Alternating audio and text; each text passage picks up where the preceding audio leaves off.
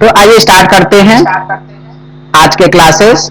आज का हम लोगों का जो टॉपिक है वो पैरोल रिकॉर्ड है कि एक्सेल में हम किसी भी एम्प्लॉय के सैलरी के रिकॉर्ड को कैसे मेंटेन करेंगे, और इसमें हम लोग अटेंडेंस ऐड करना हुआ, अगर एम्प्लॉय अब्सेंट करता है तो उसकी सैलरी को डिडक्ट कैसे कर सकते हैं, प्लस पाइवोट टेबल वगैरह का हम कैसे यूज करेंगे, वो सारा चीजें हम लोग इसमें देखेंगे। तो यहाँ लिस्ट देखिए बना हुआ है। अब हम यहाँ पर एम्प्लॉय नेम में कुछ एम्प्लॉय का नाम मेंशन कर लेते हैं। जैसे एक नाम हमने रितेश ले लिया, सबीर ले लिया, मुकेश ले लिया, अजीम ले लिया, सपना ले लिया।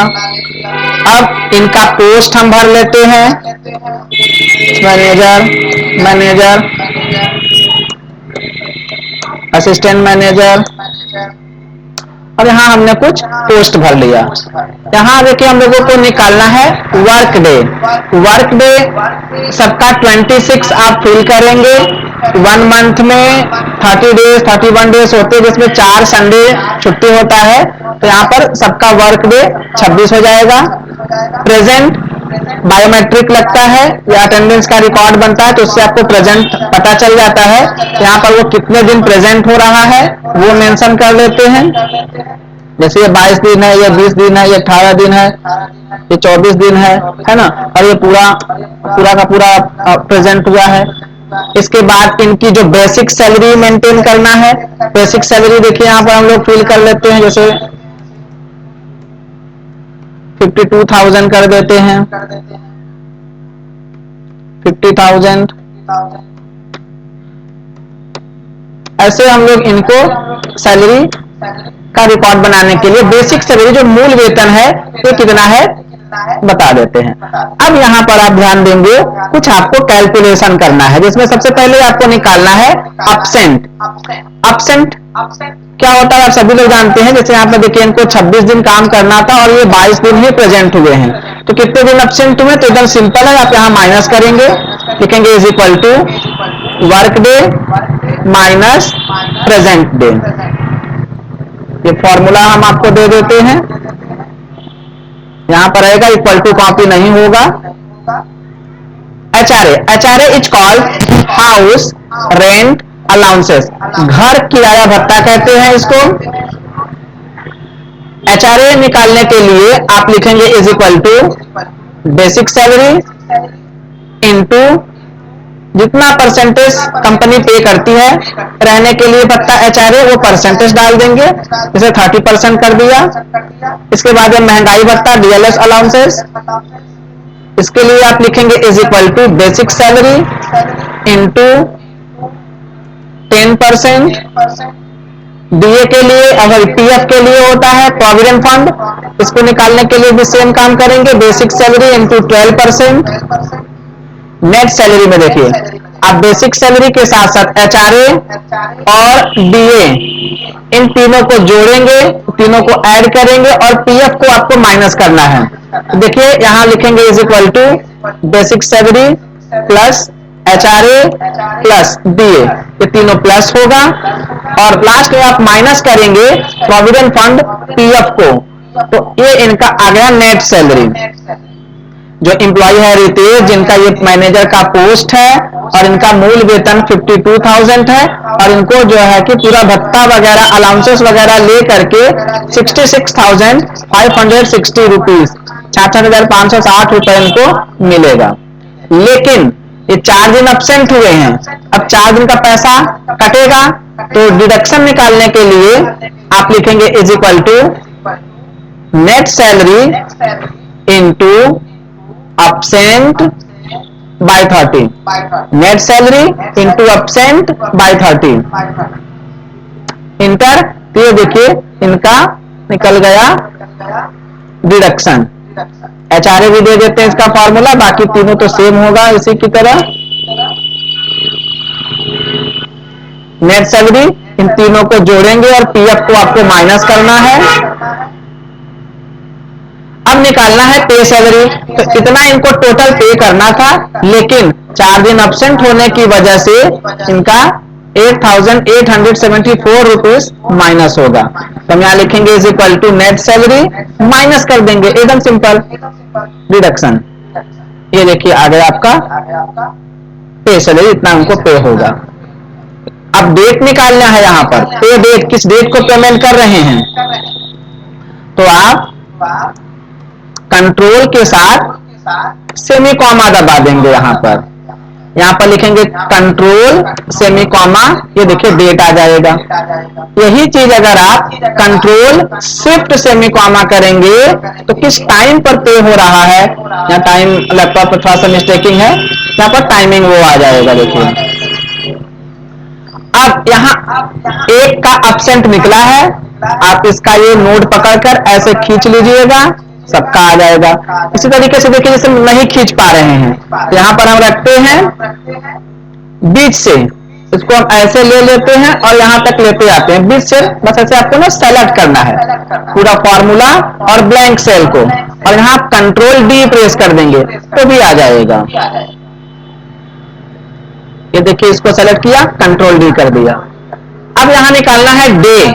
डे निकालने के लिए आप लिखेंगे is equal to day, bracket में डेट पर आप क्लिक कर देंगे, देखिए डे आ जाएगा। मंथ निकालना है तो आप लिखेंगे मंथ, ब्रैकेट लेंगे और फिर वही काम करेंगे आप, तो डेट पर क्लिक कर देंगे, ये देखिए आ गया, है ना।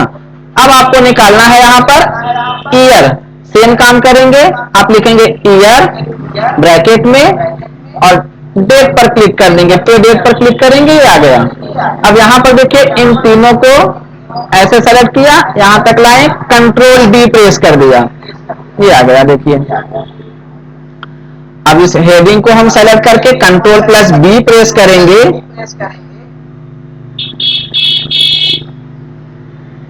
तो हमारा डेटा जो है कि बोल्ड हो जाएगा, है ना। अब हम देखेंगे इसी के साथ साथ टेबल का यूज करना। अपने इस डेटा को हमको एक ग्राफ के माध्यम से समझाना है, तो इसके लिए आप आते हैं इंसर्ट मेनू में।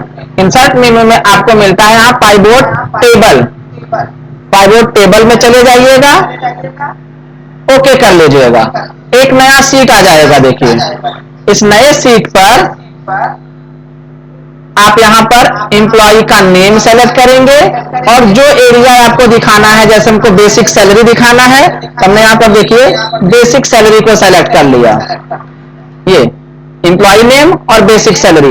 यहां पर देखिए एम्प्लॉय का नाम और बेसिक सैलरी शो कर रहा है।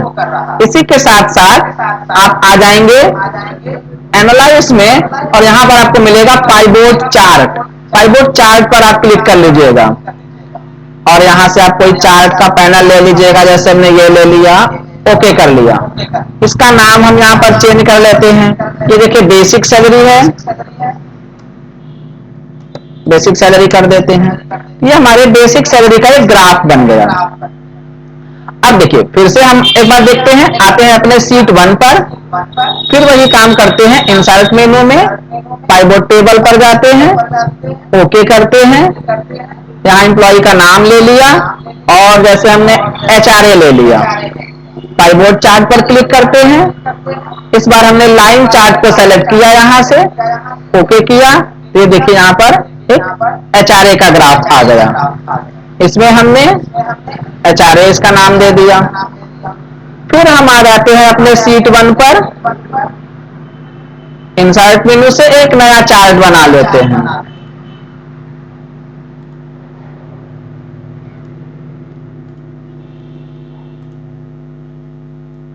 ओके, और यहां से हमने ले लिया एम्प्लॉय का नाम और बहुत सारे यहां पर देखिए फील्ड हैं, जो आपको लेना होगा वो ले सकते हैं। जैसे हमने डिडक्शन ले लिया इस बार और फिर पाइवोट चार्ट पर क्लिक किया, इस बार इसने पाई चार्ट को सेलेक्ट किया, ओके, ये देखिए यहां पर एक पाई चार्ट बन जाएगा और इस पाई चार्ट का हमने नाम दे दिया डिडक्शन। ऐसे जिन जिन लिस्ट का आपको ग्राफ बनाना होगा। आप जाएंगे इंसर्ट मेनू में, पाइवोट चार्ट पर क्लिक करेंगे, ओके करेंगे, लिस्ट को सेलेक्ट करेंगे जो आपको लेना होगा लिस्ट यहां से। मैंने हमने पे सैलरी ले लिया, पाइवोट चार्ट पर क्लिक किया और जैसे इस बार में बार चार्ट ले लिया, ओके कर लिया। तो देखिए एक चार्ट आ गया, इसका नाम डाल देते हैं पे सैलरी, ये हो गया। अब हम एक न्यू सीट बनाएंगे। आप सीट F11 कर सकते हैं, चाहे यहां पर देखिए प्लस का सिंबल बना है, एक ब्लैंक एरिया ब्लैंक सीट आएगा। अब हम आते हैं सीट 2 पर। ये देखिए बेसिक सैलरी का ग्राफ है, इसको हम कॉपी कर लेते हैं, कंट्रोल सी, और फिर हम सीट 6 जो कि लास्ट का है यहां पेस्ट कर देते हैं। यहां देखिए ग्राफ आ गया, आप इसको थोड़ा छोटा बड़ा करके एडजस्ट कर लीजिए। यहां रखा हमने नीचे, सीट 3 पर गए, एचआरए का ग्राफ दूसरा बनाया था, इसको हमने इस लाइन पर क्लिक किया और कॉपी कर लिया, और यहां हमने एचआरए का ग्राफ बना लिया।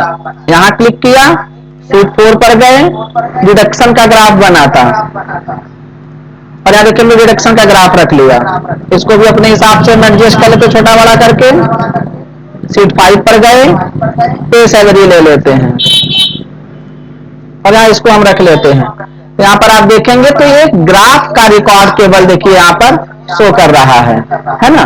तो इस तरीके से एक्सेल में ये देखिए आपका एक रिपोर्ट तैयार हो गया जो केवल ग्राफ के माध्यम से डेटा को डिस्प्ले कर रहा है, और यहां हमारा पूरा रिकॉर्ड बना हुआ है जो कि डेटा के माध्यम से, टेक्स्ट और नंबर्स के माध्यम से डिस्प्ले कर रहा है।